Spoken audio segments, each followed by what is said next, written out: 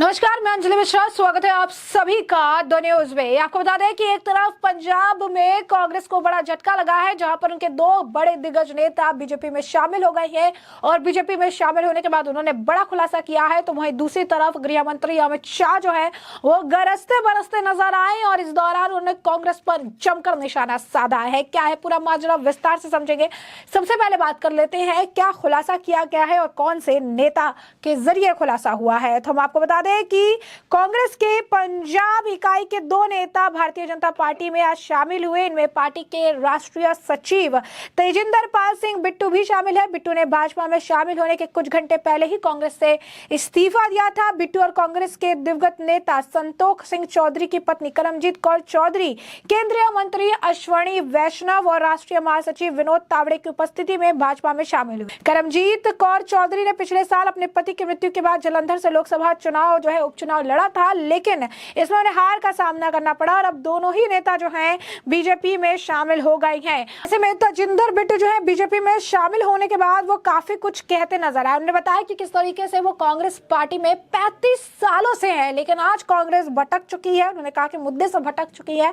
मैंने पंजाब के भले के लिए सोचा और इसी वजह से उन्होंने जो है बीजेपी ज्वाइन की है। उन्होंने कहा कि आज पंजाब में अगर कोई सही विकल्प है तो वो सिर्फ और सिर्फ बीजेपी। और क्या कुछ कह रही है वो जरा एक बार सुनिए। मैडम, कांग्रेस के बारे में बहुत इमोशनल हूँ कि कांग्रेस पार्टी को मतलब ऐसे छोड़ना पड़ा कि वहाँ पे ऐसे सर्कमस्टांसेस बन गए। और मैं आपको बताऊं कि 35 साल इस पार्टी में मैंने लगाए हैं, तकरीबन 35 साल लगा लिए इस पार्टी में। और आज मेरे को लगता है कि वो जो मुद्दों से भटक चुकी है कांग्रेस पार्टी, और मैं खिलाफ नहीं किसी से बोलना चाहता, मैं इतना टाइम इस पार्टी में उसमें गुजारा है, तो मैंने पंजाब के भले के लिए, पंजाब के लिए सोचा और मैंने ये भारतीय जनता पार्टी ज्वाइन की। मैं आपको बताऊं, मैं कह रहा हूं, बीजेपी मैंने सारा स्टडी किया है। मैंने पीएचडी होल्डर हूं मैं, और मैं मास्टर इन लॉ किया है। मैं सारा पढ़ता हूं, रिसर्च करता हूं। आज पंजाब में अगर कोई सही अल्टरनेटिव है जो पंजाब के लोगों के लिए, पंजाब की तरक्की के लिए जो पार्ट प्ले कर सकता है, तो वो भारतीय जनता पार्टी है। मोदी जी हैं, अमित शाह जी हैं, नड्डा जी हैं, और इनकी जो तिकड़ी है जो इन तीनों की, उसमें पंजाब का भला होने जा रहा है। मैं आपको ये पक्की बात कह रहा हूँ। और पंजाब के लोगों को मैं यही चाहता हूँ कि वो एक बार मोदी जी की लीडरशिप पे आस्था रखें, तो आने वाला समय बड़ा सुनहरी युग होगा उनका। तो जैसा कि आपने सुना, यहाँ पर साफ तौर पर उन्होंने बताया कि किस तरीके से 35 साल का लंबा समय जो है उन्होंने दिया कांग्रेस पार्टी को, लेकिन इसके बाद अब उन्हें लगता है कि कांग्रेस जो है वो मुद्दे से भटक चुकी है। अब वो मुद्दे के बारे में बात नहीं करती है। अब जो है इतने लंबे समय देने के बाद भी उन्हें लगता है कि कुछ अहम चीजें जो है वो कहीं ना कहीं जो है अब छूट गई है। बता दें आपको, तेजिंदर बिट्टू ने नगर निगम शिमला जो है शिमला के चुनाव में कांग्रेस की जीत में बहुत ज्यादा अहम भूमिका निभाई थी। वो यहाँ नगर निगम शिमला के चुनाव प्रबंधन का भी काम देख रहे थे। तेजिंदर बिट्टू का सह प्रभारी के तौर पर इस्तीफा देना हिमाचल कांग्रेस को जो है एक बड़ा झटका के तौर पर देखा जा रहा है। इसे एक तरफा पंजाब कांग्रेस पार्टी को झटका लगा है, तो वहीं हिमाचल कांग्रेस भी परेशानी में आ गई है। और एक तो अब कांग्रेस के सामने नए सेहत प्रभारी की नियुक्ति की चुनौती भी आ चुकी है। वहीं कांग्रेस के आपको बता दें कि रिएक्शंस भी सामने आ रहे हैं। कांग्रेस के भी एक वरिष्ठ नेता द्वारा बिट्टू जो है तेजिंदर बिट्टू के बीजेपी में ज्वाइन होने को लेकर जो है प्रतिक्रिया देखने के लिए मिली है। क्या कुछ कह रहे हैं वो एक बार सुनिए। ऐसा है, जब चुनाव चलते हैं और चुनाव के आसपास जब कांग्रेस पार्टी, अभी हम विधानसभा के चुनाव लड़े थे, 47 लोग 500 से 1000 गाड़ियां लेके ज्वाइन किए थे। हमें 20,000 के हार लाने पड़ते थे हर बार पे ना। रिजल्ट का इस पर कोई असर नहीं आता है। राजनीतिक लाभ हानि स्वार्थ के लिए पार्टियां छोड़ी और जाया और आया जाता है।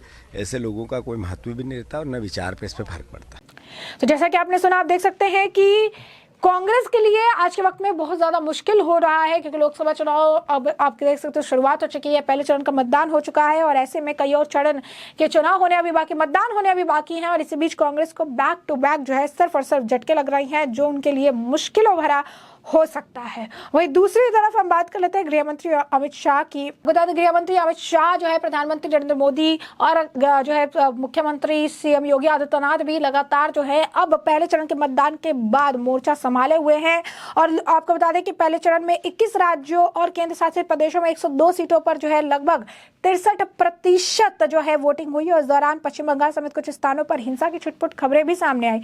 अब ऐसे में आपको बता दें कि कांग्रेस नेता राहुल गांधी ने बिहार के भागलपुर में जनसभा को संबोधित किया। तो इसी तरह उन्होंने कहा कि जैसे इंडी गठबंधन सरकार आएगी अग्निवीर योजना खत्म कर देंगे। तो वही दूसरी तरफ अगर आप देखेंगे तो गृह मंत्री अमित शाह जो है राजस्थान के कोटा में बरसते नजर आए। वहां पर उन्होंने विजय संकल्प महासम्मेलन को संबोधित करते हुए अमित शाह ने कहा कि पहले चरण का चुनाव कल संपन्न हुआ, सभी सीटों पर कांग्रेस का सुपड़ा साफ हो चुका है। जी हां, बिल्कुल सही सुना आपने।